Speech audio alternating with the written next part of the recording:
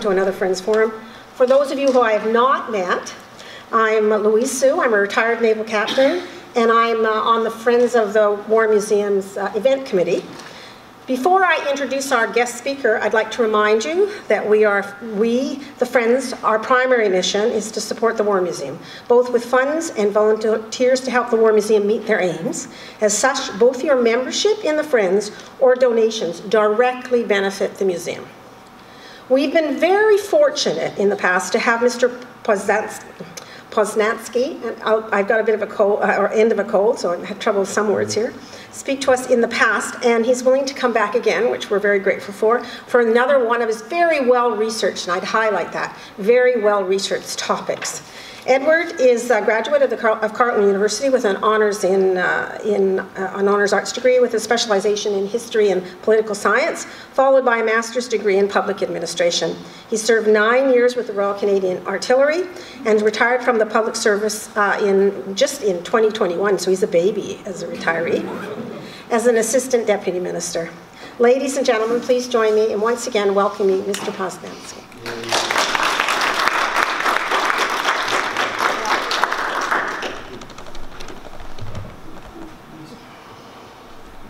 Good afternoon, everyone. Bonjour. Dzień dobry. So 3 languages. Greetings in 3 languages, because today is going to be a unique experience. We're going to talk about a Polish language unit and a French-speaking unit, but the presentation will be in English.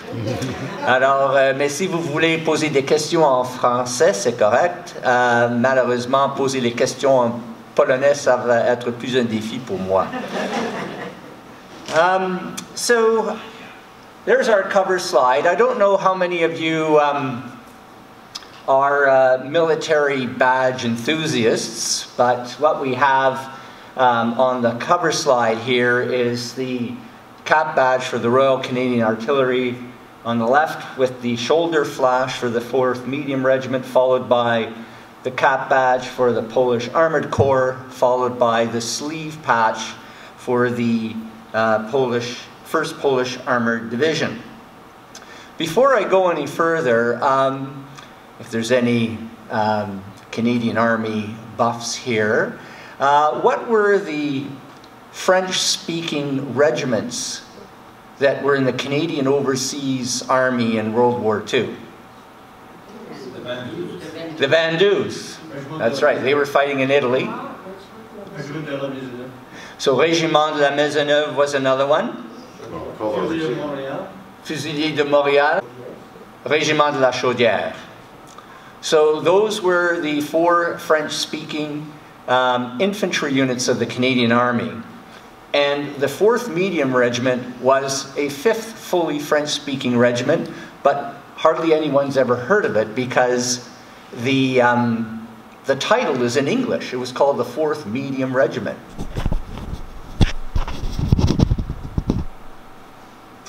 So our story is going to start on D-Day, June 6, 1944. And so, as most of you probably know, this is the 80th anniversary of D-Day, and also the 80th anniversary of the Normandy campaign. I should also mention that in about 6 days from now is going to be the first Polish Heritage Day month in Canada. So there'll be some events in Ottawa. So on June 6, 1944, on D-Day, the 3rd Canadian Infantry Division and the Canadian 2nd Armoured Brigade land on Juno Beach. No Polish troops landed with the Canadians on Juno Beach, but there was a Polish cruiser that did support Canadian troops that day. The ORP Dragon was supporting the British on Sword Beach, which was the beach would be on your right, and then in the evening the ship moved over to Juno Beach and then helped support the movement of the 3rd Canadian Infantry Division inland at the end of June the 6th. So this association of Poland and Canada and the Northwest European campaign began that day. Other Polish ships were supporting other Allied beaches, and the Polish Air Force was mostly covering the American beaches. Now, as more Canadian troops came into France following D-Day, the 1st Canadian Army was composed, and its commander was General Harry Crerar. And the basic sort of top-level formations were, you had something called the 2nd Army Group Royal Canadian Artillery, which included a field regiment and 3 medium regiments, one of which was the 4th Medium Regiment we're going to talk about. A corps of Royal Canadian Engineers, the 2nd Canadian Corps, and a British Corps. If we do a bit of a deeper dive here, the 2nd Canadian Corps was commanded by Lieutenant General Guy Simonds, and as you can see, there were 3 Canadian divisions, a British division, a Polish division, and the 2nd Canadian Armoured Brigade. I put the 4th Medium Regiment up there, even though it's a small unit, simply because it was assigned to the 2nd Canadian Corps, and as we'll see, was assigned for much of the Northwest Campaign to the 1st Polish Armoured Division. So a lot of World War II Western Europe enthusiasts may be aware that the 1st Polish Armoured Division was part of the 2nd Canadian Corps, and therefore subordinate to General Guy Simonds. What is not known generally is that the 4th Medium Regiment was assigned on various periods to the 1st Polish Armoured Division, and therefore was under command of the 1st Polish Armoured Division, which is a very unique situation. So, how did the 4th Medium Regiment come about? Well, the government decided in late summer 1941 that it wanted to create a fully French-speaking artillery unit. And it used a couple of existing batteries to do so, and recruitment began in Quebec, but principally around Montreal and Quebec City. They soon began to realize that it was extremely hard to find recruits for the unit.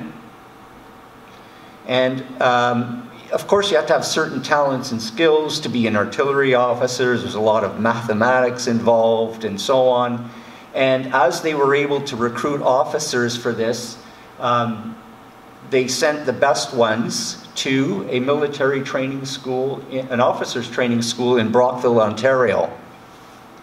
I don't know how many of you are aware that there was an officers training school in Brockville, but there it was, and these officer recruits for the 20th Field Regiment were sent there for training. As for NCOs, apparently it was even harder to find suitable recruits for an artillery regiment. Those that they found were sent to Lac Mégantic, which is the same place where there was the big train disaster a number of years ago. And so they were sent there for their training. And then in February 1942, that 20th Field Regiment was basically transformed or rebranded into the 4th Medium Regiment. Now, the big difference between a field regiment and a medium regiment is that the guns were bigger in a medium regiment. And it was intended to be fully French-speaking with 2 batteries. Now, because recruitment was such a challenge, it was soon realized that the recruitment couldn't be restricted only to the province of Quebec. And so, therefore, recruitment went across Canada, to include Acadians, Quebecers from outside the areas of Montreal and Quebec City, to include Franco-Ontarians and Western Métis. The recruitment even went so far as to try to attract French speakers from other Canadian Army units to join this unit. And once they got everybody together, and the officers had come back from their training, the NCOs had come back from their training, they had all the recruits. They were sent to Petawawa to do their artillery training. And one of the things that I learned in this project is that those soldiers used surplus World War I guns to train on.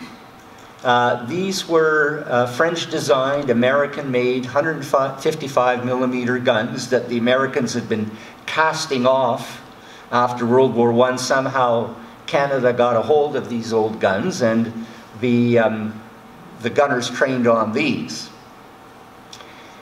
After their training in Petawawa, the regiment was then moved to England in August 1942, where it continued training now, and we'll see what gun it used when it reached there. And it reached Normandy, as you can see, on the 9th of July 1944, which was just a little over a month after D-Day. It fired its first shot on the 18th of July. So even though, maybe I'll just make a side comment here, even though it sort of got into combat on the 18th of July, the regiment had already suffered casualties while on England. Yes, there were a couple of training accidents, but there was actually a German V-1 rocket attack that hit these soldiers while they were training, and a number of them were killed by the V-1. Now, I always try to add a local flavor to my presentations, and I'm gathering that by your presence that most of you are living here in the National Capital Region. And so I just wanted to highlight a couple of names that I came across. So one of them was a Sergeant Bédard, who was from Eastview, which is today the Vanier community of Ottawa. And I found his name in a newspaper article from the Ottawa Journal in 1945. It doesn't give a lot of details about his experience in Europe, but basically it says that he came home safely. So it again shows that the membership of this regiment was beyond Quebecers. The other fellow I came across was Gunner Joseph-Émile Ducharme, and he was from Elmer, Quebec. He seems to have been quite prominent in the society as a young fellow. He belonged to a riding academy, golf club. He went with the regiment overseas. He was wounded in France in August of 1944, but sadly, he was killed in the Netherlands in October 1944 when a round in their gun prematurely exploded. So he was killed by that explosion. 2 other gunners were killed with him. He's buried in Belgium, but I learned that a street is named after him in Elmer, Quebec today. Just a couple of other interesting people that again shows the diversity, I guess, of the regiment. So when I came across Gunner J.P. Brady, I had been thinking that his name was maybe Jean-Paul or Jean-Pierre. Turns out it was James Patrick. So his dad was Irish, but his mom was a Francophone Métis. And he was from Alberta. He was a founding member of the Métis Association of Alberta. He was quite passionate about his Métis roots. He suffered quite a bit of discrimination once he started going to school. He actually dropped out of school, but was an extremely well-read individual. And during the 1930s, not unlike many other people during those difficult Depression times, became interested in socialism and Marxism. So he joined the Army in 1943, and he kept a diary of his service with the 4th Medium Regiment during the Northwest Campaign, which has a lot of reference to the relationship with the Poles. After the war, he organized the Métis associations in Saskatchewan, and sadly he disappeared in 1967 on a prospecting trip. Gunner Marcel Boucher was born in Quebec.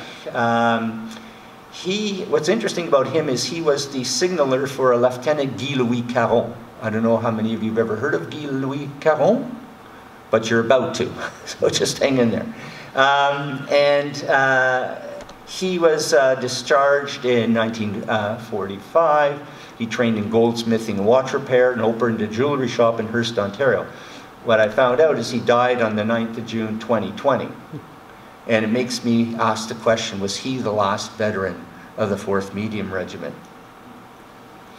Now, what's interesting too about the regiment is that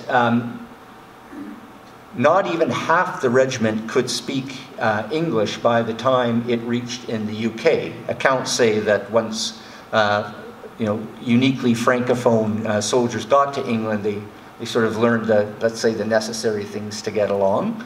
The other thing that the regiment did was it had fully fluent Anglophone people running the radios and on the signaling team, because a lot of the communications was going to be with other English-speaking units. So that was done, but higher military authorities and National Defense Headquarters didn't like that idea because they thought it was compromising the Francophone nature of the regiment. It's politics then too, folks. All right, so this is the type of equipment that the 4th Medium used once it got to England and then brought over to France. It's called a 5.5-inch gun. So on the top left is the gun, on the right is the tractor that pulls it. There were 2 batteries of these guns, 8 guns in each battery, for a total of 16 guns. It took 10 gunners to operate the gun, and it had a range of anywhere between 15 and almost 17 kilometers, depending on the weight of the shell. The regiment itself had about 800 troops in it, and it fired 170,000 rounds in the Northwest Campaign, 44 to 45, which I understand was more than any other of the Canadian artillery regiments. Some of the key people that were leading the regiment, there was Lieutenant Colonel Réal Gagnon. He was an engineer by profession. Major Maurice Archer, or Archer, he too was an engineer. Major Roland Godard was a businessman. And Major Edouard Wilfrid Tremblay, he was an architect. And as you can see behind their names, each one of them won very high distinctions during the war. And as a summary, at the bottom of the slide, they won quite an assortment of what I call Commonwealth decorations. So Order of the British Empire, Distinguished Service Order, Member of the British Empire, Military Cross, Military Medal, and mentioned in dispatches. But also for the regiment as a total of a whole, it was awarded 3 Polish decorations, 5 French ones, and 2 Dutch ones. So that sort of sets up at least the Canadian contribution. Now just a few words about the origins of the 1st Polish Armoured Division. So in 1937, Poland created the 10th Motorized Cavalry Brigade. It was the only Polish motorized unit of that size. There were various Polish tank battalions. They were kind of small. They were scattered throughout the cavalry units and so on. But this was the only sort of fully mechanized unit of any size in Poland in 1939. This was not uncommon with a lot of other militaries at that time. The only countries really that were experimenting with massed formations of tanks were the Germans and the Soviets. At the core of this brigade was a Vickers E tank. It was a Polish-made tank based on British design. And then it also had these smaller armored vehicles called tankettes. The commander was, at that time, Colonel Stanisław Maciek. So as we know, 1939, 1st of September, Poland is invaded by the Germans. On the 17th, Poland is invaded by the Soviets. Colonel Maciek and his brigade, they escape as many as they can to get to Hungary. Once they're in Hungary, they come up with devious ways to escape internment in Hungary, and they'll eventually make themselves to France, where they reform.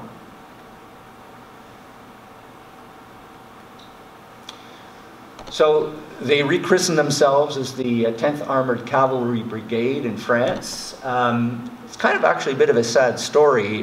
They get to France, these are armored guys, they want to have tanks, the French don't give them tanks. In fact, they didn't get their first tanks until about March 1940, and these were these World War I vintage FT-17 tanks. And it wasn't until just before the Germans invaded that the Poles were provided with sort of more modern French tanks, the R-35 and R-40. So this brigade did take part in the fighting in the defense of France during the German onslaught in the summer of 1940. Similar story, as France collapsed, this brigade managed to leave France and make its way to England to fight again. And of course, during the French campaign, Maciek had been promoted. He was now a brigadier general. So now the unit makes its way to England, and one of the things that the British did, for some reason, they converted that brigade into 2 battalions of infantry. For some reason, the British didn't want the Poles having tanks. What the Poles were asked to do is basically defend Scotland. So the Poles reformed up in Scotland, but the Polish government kept lobbying the British government, and eventually the 10th Armoured Cavalry Brigade was reformed, and a cadre tank brigade, the 16th Tank Brigade, was formed as well. And then in 1942, that brigade was expanded and it became the 1st Polish Armoured Division, and it trained with the 1st Polish Armoured Division, it trained with the 4th Canadian Armoured Division, and General Maciek was still in charge. Now, again, for those of you that are equipment buffs, I threw up some of the examples of the major vehicles that they were using in England. And what's interesting is that a number of these are actually here in the War Museum. So if you go to the Le Breton Gallery, you can find a Churchill tank, you can find a Valentine tank, and I think there's at least 2 examples of a Stuart tank.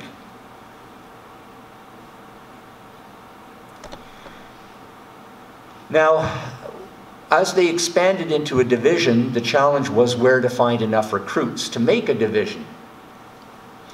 And there's a Canadian angle here, that the Polish government, in negotiation with the Canadian government, set up a Polish Army recruiting station in Windsor in 1941.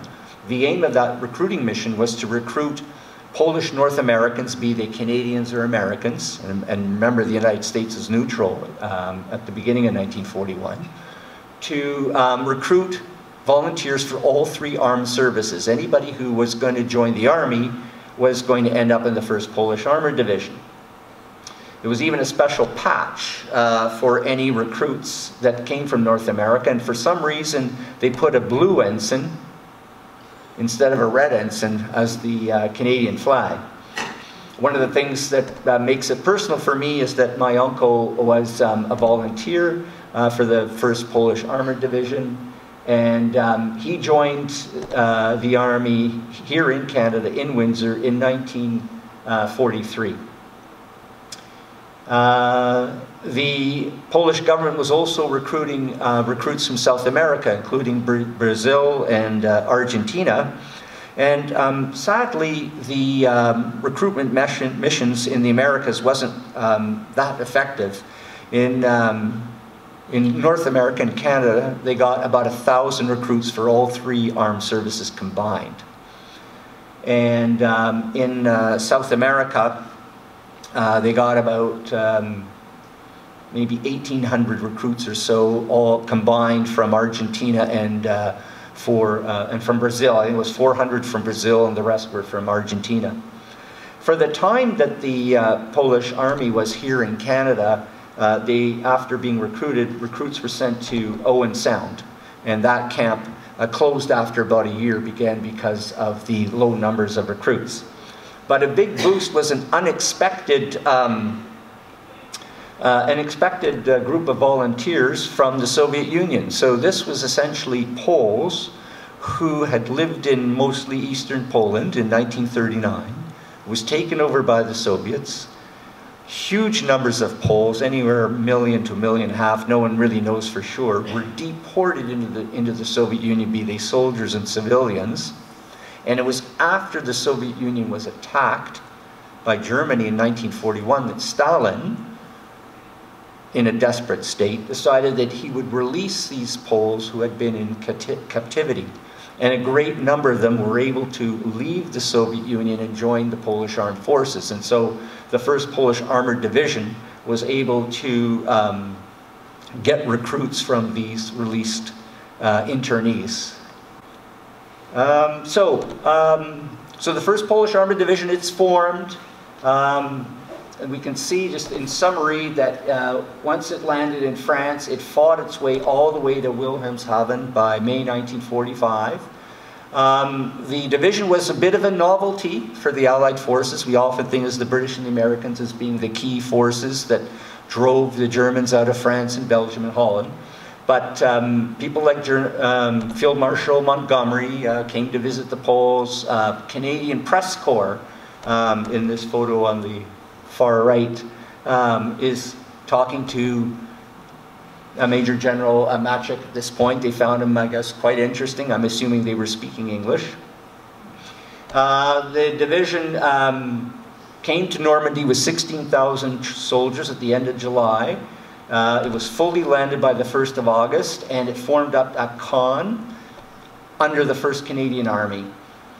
And it would peak at 18,000 soldiers. Now, one of the reasons that the division grew is that as the Polish division captured Wehrmacht soldiers, among them they would find Poles who had been scripted into the German army. These were Poles that were living in lands that had been annexed by Germany after the collapse of Poland. So they basically gave these prisoners a choice. They said, you can stay a prisoner of war, or you can join the 1st Polish Armoured Division. So there's quite a number of accounts of Poles who served in both armies.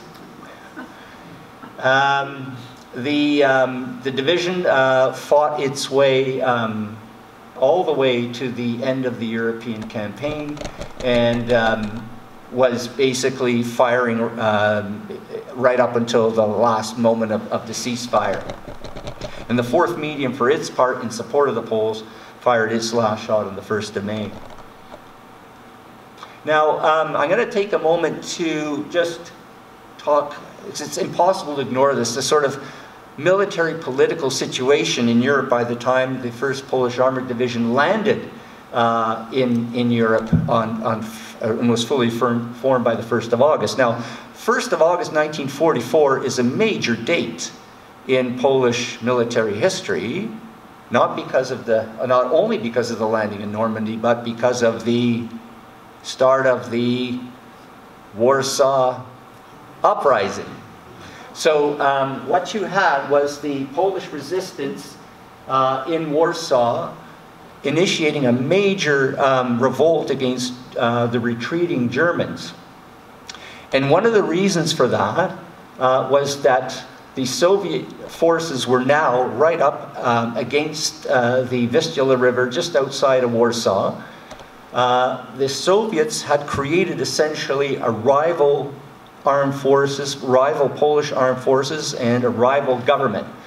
So in July 1944, the Soviets had created something called the Polish Committee of National Liberation, otherwise known as the Lublin Committee. And the idea was that this would become the new communist government of Poland. They'd also created by this time a 1st Polish Army under Soviet command, as well as a Polish Air Force. In the West, the Polish forces were essentially under British command. There had been a Polish government in exile in London since 1940, and there were Polish forces by August 1944 fighting in Italy. They were now on the Adriatic coast. That's the famous Polish Second Corps. You had the 1st Polish Armoured Division, and then later the Polish Independent Parachute Brigade fighting in Western Europe, and of course the Polish Merchant Marine Navy and Air Force here were all based in England. So you can see that the Soviets were in pretty good, geographically pretty good position to want to impose their will on Poland once they got there. So for the folks in the 1st Polish Armoured Division, they could see this happening. And there wasn't any way, of course, they were going to be able to help the Warsaw Uprising, but they certainly were going to do everything they could to fight with as much ferocity as they could in the Western campaign. And this ferocity is noted in the memoirs by Captain Pierre Sévigny. We'll talk about him in a few moments as well. He was a member of the 4th Medium Regiment. I've put it in French because that's the original language he wrote it in, and it's a very nice literary piece of work, this particular part here where he's talking about the Poles. So quickly translated, you know, he says the Poles were mostly very handsome men, well built, strong and robust, not like me. And he says they all spoke French and you know, well enough English, but Polish struck me as a very difficult language that after 4 months of daily contact with our allies, I still had a hard time understanding more than a few words. Among them, I hardly knew anyone that didn't have a tragic life. There was one who had seen his whole family murdered, another one had known concentration camps, and it was in being with these men that I began to understand the distress that had been caused in Europe by the advent of the Hitler's regime. And then in yellow it says, you know, animated by a veritable fury of vengeance, they, without worry, faced death and threw themselves with rage into combat. He says, I think for everywhere where there's a nice wooden cross that sort of houses the last sleep of a Polish soldier, there is nearby 5 or 6 German graves. Our relationship with the Poles, it was always perfect. We knew that we could always count on each other, and that we would, how do I say, always be together. So I think just those words gives you a sense of how much, I mean, we know that Canadian soldiers fought very bravely and competently in Western Europe, but I think as Sévigny is saying that the Poles were just fighting with this sort of extra edge, and with good reason. So once the Poles got to Normandy, there were a number of different units. Again, some of the examples of the equipment for those of you that are buffs on equipment. Again, there's a number of Sherman tanks here in the Breton Gallery, including the supersized one with the 76mm gun. The Poles were given the better Shermans earlier than some of the other armies. There's also a couple of universal carriers in the Breton Flats, or the Breton Gallery, which the infantry battalions used. This is the artillery that the 1st Polish Armoured Division had. There's a Sexton self-propelled 25-pounder. There's one in the Breton Gallery. And then there is the towed 25-pounder gun. Also, all 3 parts are in the Le Breton Gallery. There were also some self-propelled anti-tank artillery, and including a towed 17-pounder, which is a very, very heavy gun meant for destroying tanks. Again, there's a 17-pounder here in the Le Breton Gallery, as well as the M3 towing tractor. And the Poles had an aircraft artillery, both towed and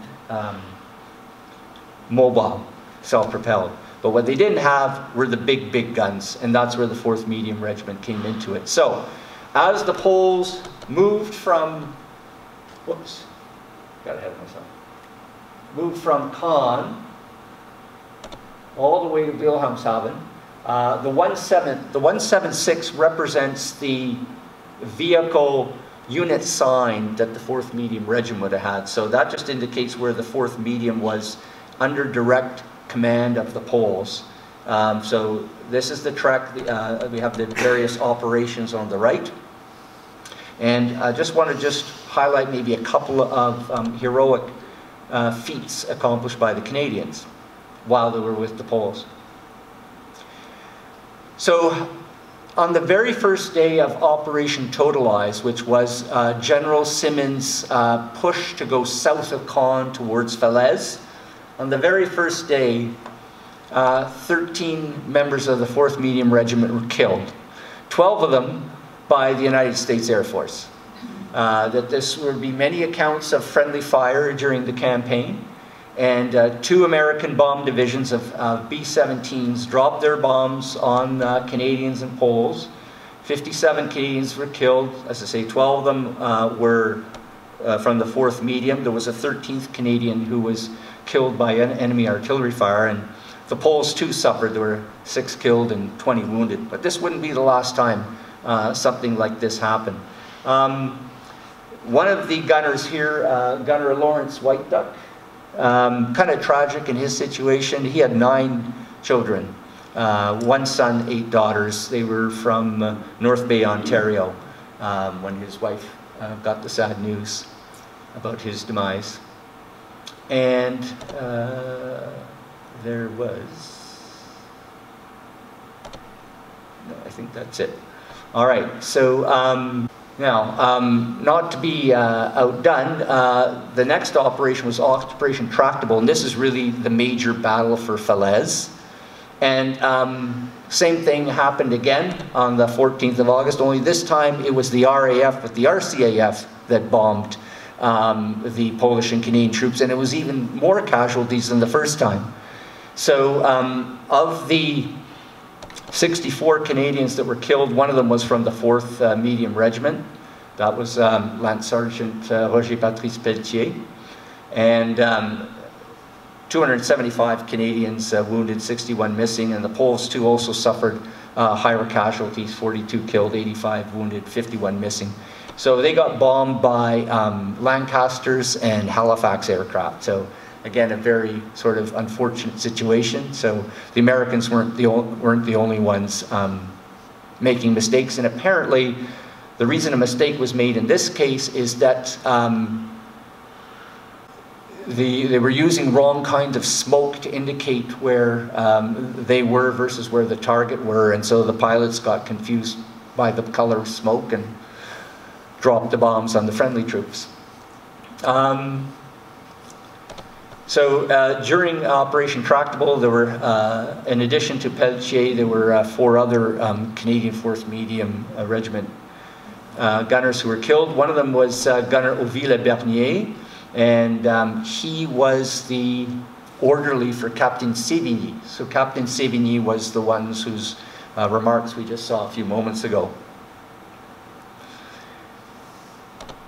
So now I just want to key on just a few more individuals. So during Occupation Tractable, and I mentioned about Lieutenant Guy Caron earlier because we saw that his signaller died in 2020. But he was in a Polish tank. He was the Canadian Forward Observation Officer advancing with the Polish 10th Mounted Rifle Regiment. And he was in this tank at a place called Jars, and they were trying to cross the River Dives. And there was intense German fire, and German tanks actually were firing at the Poles trying to cross this river. And what Lieutenant Caron did is, without any regard for his own life, basically called down, as they said in the remarks about his heroic act, he had remarkable composure, that he was able to call down sufficient artillery fire from the 4th Medium Regiment guns to destroy those German tanks. And he didn't need anybody to tell him to do it. He acted on his own initiative. And for that, he was later awarded the Polish Cross of Valor, which is a very, very high Polish decoration. A little later in the operation, you have the battle for Hill 262. Now, in Polish, it's called Machuga. Is anybody familiar with that term? So Machuga refers to, you know, a mace, the old sort of medieval weapon. And the reason they called it Machuga is that the shape of this hill looked apparently very much like this mace. So I might go old techie here a bit, folks. So what happened is this hill was extremely important because there was a highway here, D16, that the German army was trying to use to escape to get out of the Falaise Gap before it closed. What happened is, because that hill was so attractive, there were a number of Polish battle groups that broke ahead of the rest of the Polish 1st Armoured Division, the rest of the Canadian Division, and they took that hill. And from that hill, they had a perfect view of the highway and the Germans trying to escape. The problem was that by running ahead of the rest of the Canadian Corps, they found themselves isolated on the hill. And so what the Germans did, and it's indicated by the blue arrows, they essentially surrounded that hill and they started counterattacking madly for about 3 days, 19th, 20th, 21st of August. And it was sheer madness. It was a real fight to the death. And so 2 more Canadians were decorated by the Poles as a result of their actions at this battle. So one of them was Major Edouard Wilfrid Tremblay. He was the commander of one of the 4th Medium batteries. He had earlier saved a wounded Polish soldier from certain death while under fire. That's one of the things that led to him getting a Distinguished Service Order.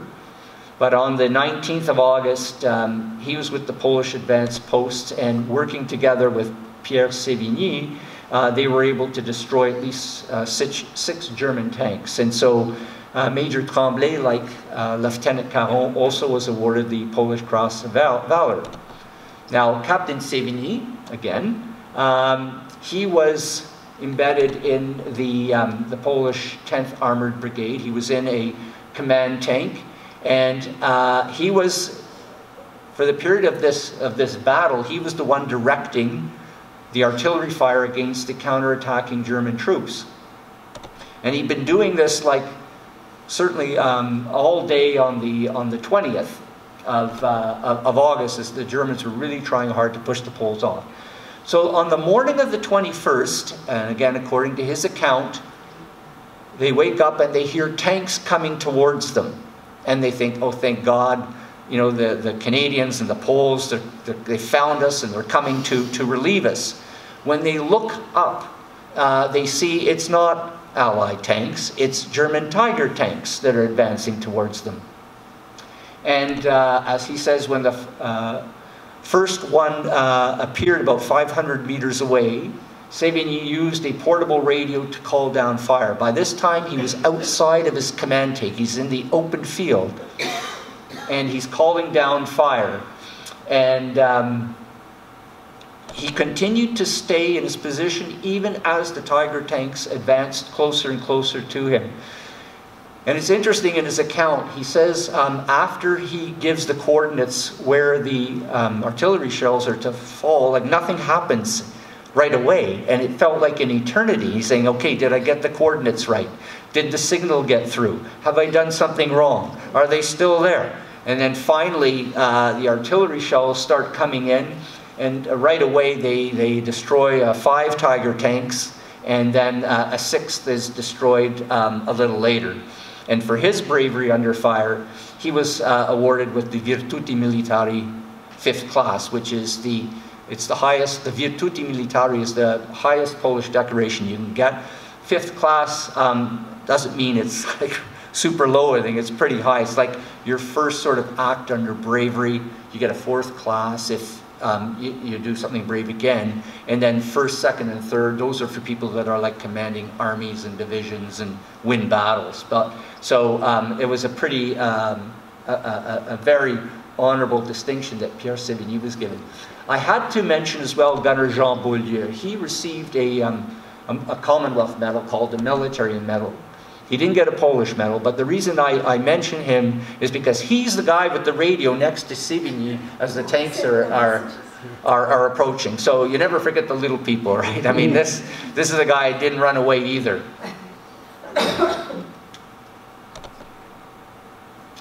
So this is the photos from the investiture ceremony on the 4th of April 1945. Now, what do you notice about Captain Sévigny?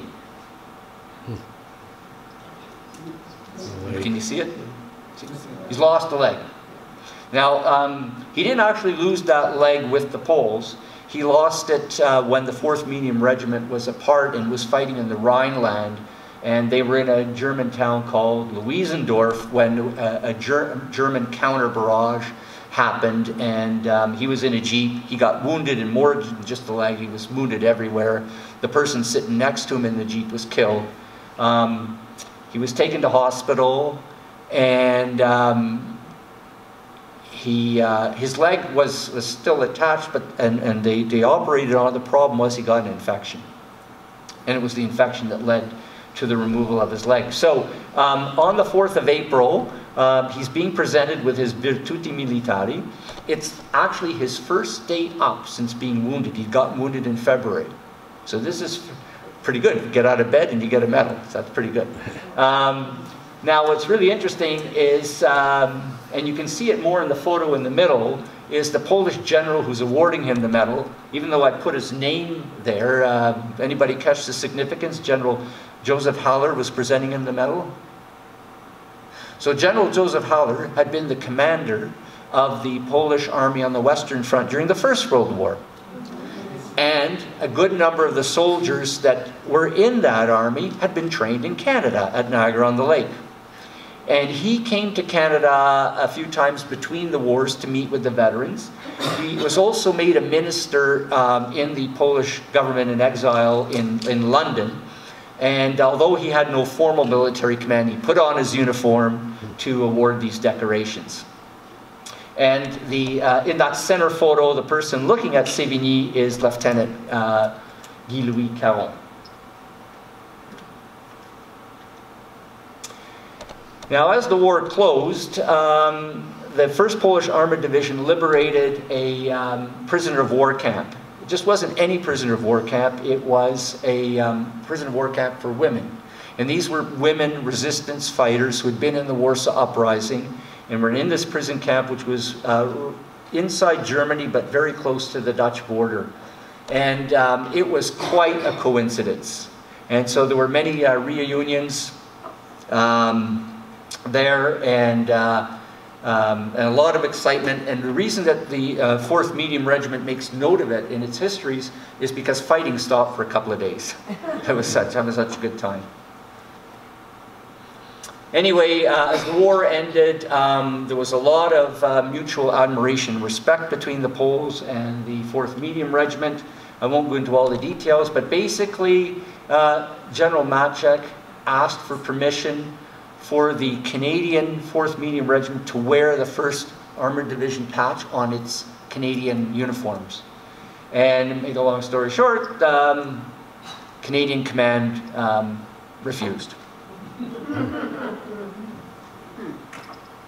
All kinds of protocols, I guess. And then there was a nice exchange of correspondence between Colonel Gagnon, who was the commander of the 4th Medium Regiment, and the top commander of Polish artillery, Colonel Bronisław Noel. Noel's a pretty good name to have if you're dealing with French Canadians.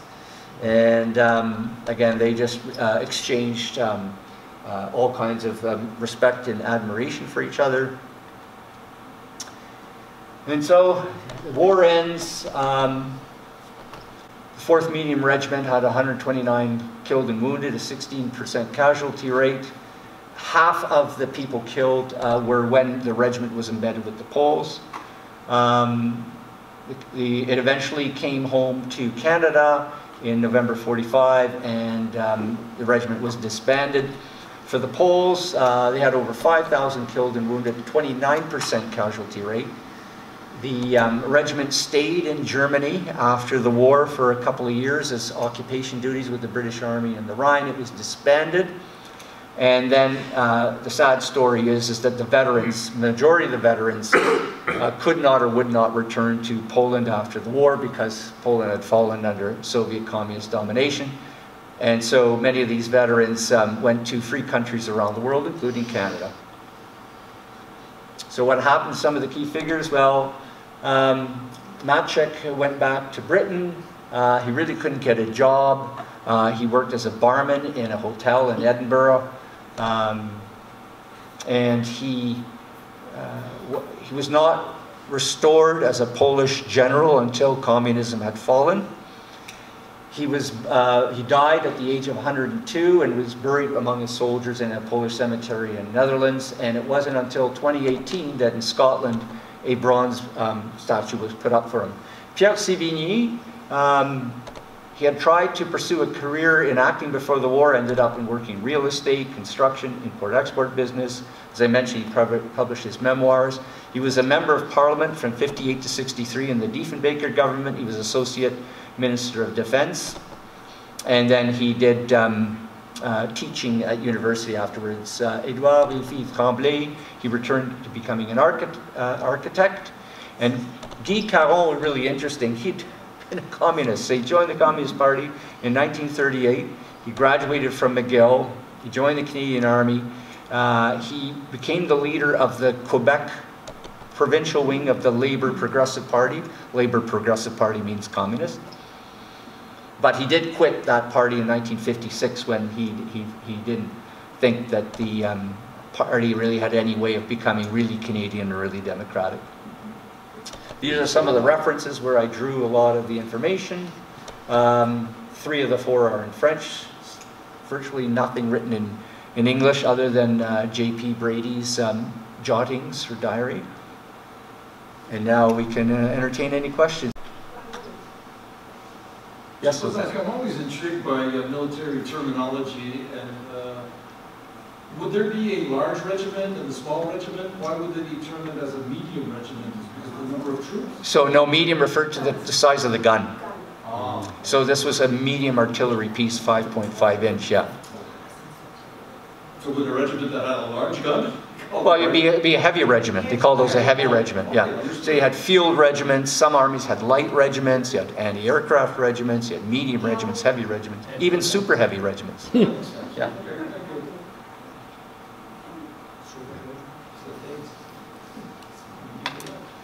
Any other, yes? Would the Canadian regiment have supplemented the Polish, the Poles' own artillery battalions? Did the Canadian regiment supplement the Polish Armoured Division's own artillery? Yeah, not that I'm aware of. I think there would have been probably a language problem, if that's your question. Presumably the Poles would carry their own, have a certain amount of artillery in their own division.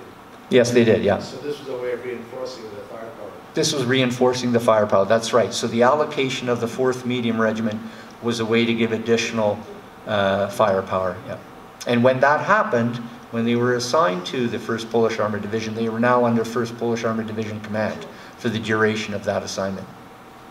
You know, in this area, as you well know, there's a large Polish contingent, you know, well know Barry's bayonet.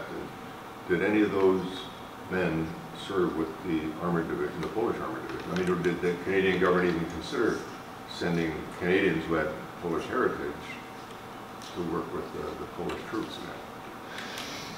So again, the question is, did the Canadian government send any Polish Canadians to serve with the Poles? So it's a very complicated story in terms of things like citizenship and things like that. I mean, Polish Canadians by 1939, 40, 41 were joining the Canadian Army. And when the Polish government tried to set up this recruitment campaign in North America, they could go after Polish Americans because America was neutral at that time, but they really couldn't go after Polish Canadians who were Canadian citizens. So like my uncle, for example, he was able to be recruited into the Polish Army in Canada. Why? Because he came in 1941. He did a year of high school, his first year of engineering at McGill, but he didn't have Canadian citizenship. So that's why he was, it didn't break any, you know, Canadian recruitment rules or things like that. So there's a question at the back? For those of us who've gotten the details, I want to say a bit about Pierre Sevigny and how he ended up being such a good student. So I tried to be gentlemanly about this.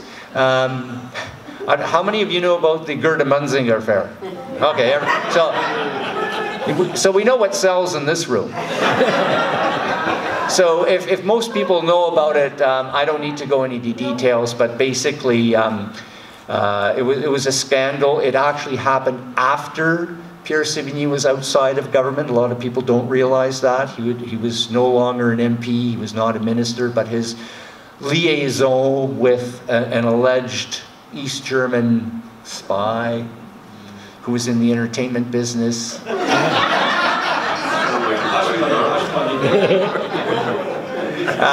You know, it came out after he had served, and you know, it sadly it tarnished, you know, what had been, you know, a good career. I think the big thing is that when the RCMP at that time, it was the only kind of secret service agent we had, brought the matter to Diefenbaker's attention. Diefenbaker called Sevigny, and Sevigny kind of like denied it, said, you know, we're just casual friends, and you know, and he wasn't forthcoming. Now the problem was too is that Sevigny was the Associate Minister of Defense at the time of the Cold War. So anyway, and so Diefenbaker just kind of said, okay, well, don't see her anymore, and that was kind of it. And the reason it came up again is because this was in 1966-ish. Pearson was now, the Liberals were now in power. They were having a problem with an alleged spy for the Soviets in the post office somewhere in BC.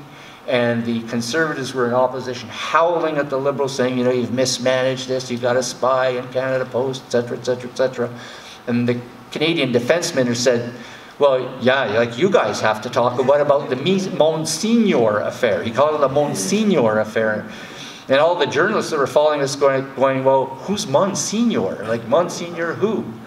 Anyway, so eventually it came out that it was Munzinger. And the reason that the Liberal Defence Minister knew about the case was because when he took on the portfolio, he had been briefed about it by the RCMP. But the Liberals had kind of let it go, like they weren't going to, this was sort of over. But when they got attacked in the House of Commons, sort of in a sort of spur of the moment kind of counterattack, I think it was Kedger was the Liberal Defence Minister. He kind of threw that back at the opposition, and then everybody went chasing to find out who this, we'll get the name right, first of all, it's Munzinger, not Monsignor, and then trying to figure out, you know, what on earth happened. So that's it. But I think more of you know about the Munzinger affair than about the 4th Medium Regiment. Hopefully it's a little bit more equitable now. Well, ladies and gentlemen, we always give Ed more time at the front end because he always has, his level of detail. I think the level of effort he goes into in his research over the years, because it's clearly a passion project. It's insanity. It's insanity, but it's level of detail, and the fact that he'll always know the whole story. He won't know just a piece of it. He'll know the layer upon layer upon layer. And I've listened to previous talks when he's given in the past, when he really, in particular, the death of a soldier, where the soldier is, what happened to him, what is his story. I think that's the most wonderful part for me, is the fact that if someone has died and somewhere over there and there's some reason that Ed should know about it, Ed knows about it. And it's inspiring to the rest of us because he clearly, though we will remember them, Ed lives it. He lives it every single day, and we're so proud of him for that. So on behalf of all of us here today, thank you.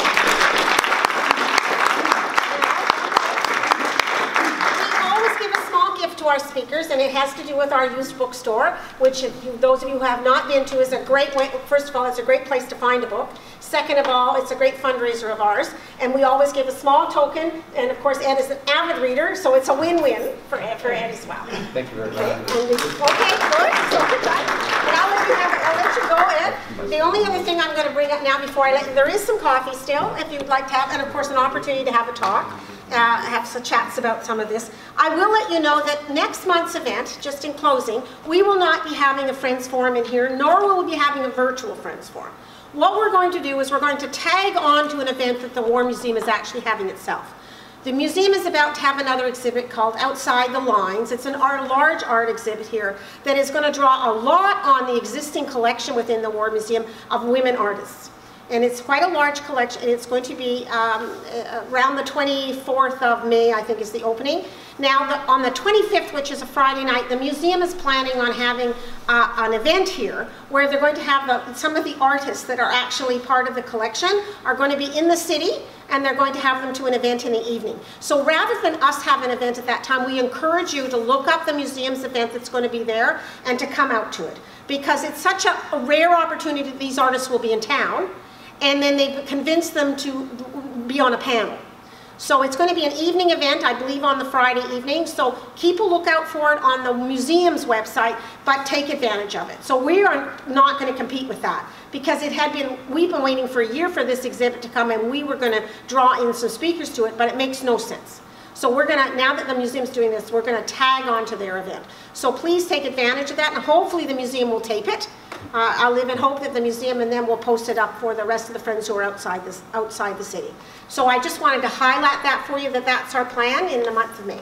So after that, please join us for a little bit of coffee if you'd like the tea, have a chance to talk to Ed. And I have a great story about Polish shipping line in the Second World, when we were supporting Afghanistan. And we were able to make a contract with this amazing Polish company, which I'll be happy to share with you.